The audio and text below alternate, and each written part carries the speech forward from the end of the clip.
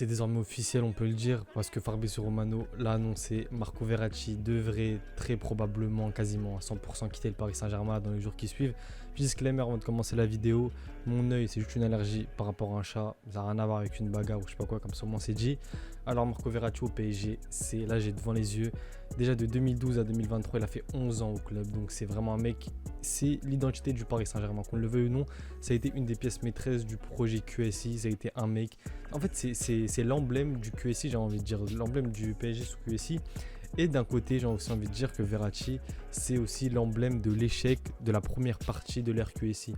Parce que qu'on le veuille ou non, Marco Verratti, au final, il n'a pas eu ce qu'on attendait de lui, c'est la Ligue des Champions. Marco Verratti, il y a pas mal de choses à dire sur lui, que ce soit au niveau des absences, au niveau de l'hygiène de vie, au niveau de certaines photos qui ont fuité, cigarette à la main, enfin, il y a pas mal de trucs, voilà, c'est pas été... C'est un bon... Enfin, moi, je trouve qu'il représente bien QSI, enfin, la première partie de l'ère QSI, vu que là, j'ai l'impression qu'on est en train de rentrer dans une nouvelle ère, avec l'arrivée de Luis Enrique et tout ça. Du coup, Verratti, 9 titres de Ligue 1, c'est énorme, c'est quasiment... Bah, il a raté 2 Ligue 1, c'était Monaco et Lille, c'est tout. 6 titres de Coupe de France, 6 titres de Coupe de la Ligue, 9 trophées des champions, joueur le plus titré de l'histoire du Paris Saint-Germain. Bah, en fait, il a une place de légende tout simplement. Et joueur le plus titré de l'histoire de la Ligue 1. Maintenant, Verratti, comme je l'ai dit juste avant, je trouve qu'il représente bien la première partie, les 12 premières années de QSI au Paris Saint-Germain. C'était un mec, il est venu de Pescara, très jeune, très prometteur, on attendait beaucoup de choses de lui et il a su montrer rapidement. On a vu ce que ça a donné. Verratti au début, c'était un crack, en fait tous les clubs en Europe le voulaient. Après, il est tombé dans les travers de la vie parisienne. Mais Verratti sur le terrain, quand il était là, il n'y a rien à dire, c'était un mec très performant. Dès qu'on l'a eu en Ligue des Champions, ça a toujours fait du bien. Et le problème aussi avec lui, c'est qu'il a rarement été accompagné. Il y a eu l'époque Verratti, Matuidi, Mota, très gros milieu de terrain. Mais dès que les deux sont partis, je crois que Matuidi est parti en 2017, Mota juste avant, bah, c'était une catastrophe en fait. Après, il n'y avait plus rien. Verratti il a été esselé au milieu de terrain pendant tout le reste, bah, de 2007 à aujourd'hui, pendant quasiment 6 ans, voire un peu plus. Sincèrement, ce qui me dérange le plus, c'est même pas le départ de Verratti en lui-même. C'est même pas ça. Parce que le départ se comprend, même c'est un joueur que j'aime beaucoup. C'est un joueur dont j'ai déjà floqué les maillots. C'est un mec que je portais dans mon cœur, que je porte toujours d'ailleurs, parce qu'en vrai, j'ai pas de vraiment problème avec Verratti. Mais il a 31 ans. Et on sait que l'hygiène de vie de Verratti, ben, comme j'ai dit, c'est à l'image de la première partie de l'RQSI. C'est bancal un petit peu Verratti, il joue un match sur 4. Quand il est performant, c'est vrai, mais il y a eu trop de sorties la nuit. Et ça, il y a eu des preuves, c'est même pas en mode c'est des suppositions. On sait tous qu'il fume encore, on sait tous qu'il a une hygiène de vie assez déplorable.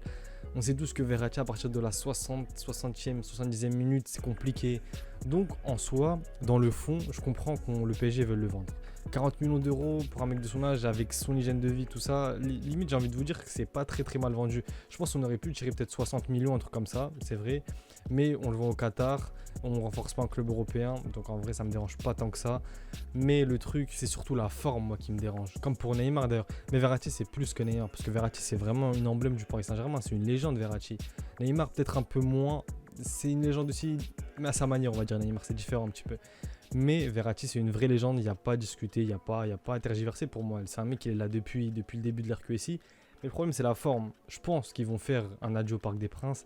Mais les mecs, il n'a même pas joué une seule minute de jeu depuis ce début de saison-là. Alors qu'il aurait pu de temps en temps rentrer, il aurait pu, je sais pas, faire ses adieux au parc après un match. Parce que tu as vu, faire ses adieux, revenir juste au début du match, à la fin du match, et t'as pas joué, c'est différent.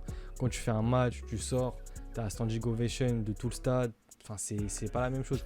Moi, surtout la forme qui me dérange. C'est pas la première fois, comme j'ai dit, là on avait avec Neymar, Verratti, les deux vraiment ils ont été pris pour cible. Je comprends pas pourquoi. Bon, Neymar, pareil, j'ai pas envie de revenir vraiment sur le sujet Neymar. Il y a pas mal de choses à dire, il y a des erreurs de son côté, il y a des erreurs du côté du club.